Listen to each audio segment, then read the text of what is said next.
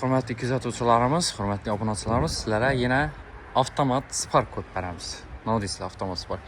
Ayol qizlar uchun, ya'ni bir mexanik mashina haydaydiganlar uchun juda ham bir qulay avtomobil.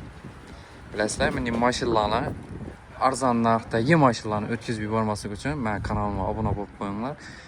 Kommentariyani to'ldirib tashlanglar, kommentariyalarni yozib portlatib, nechik mashinalar qiziq sizlar uchun yana.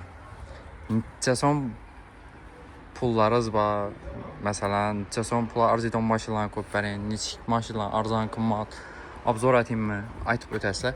Sparkimiz 2015-yil avtomat 100 000 kilometr yurgan, metallari bor, kraskasi 100% rodnoy ekan. 89 million so'm.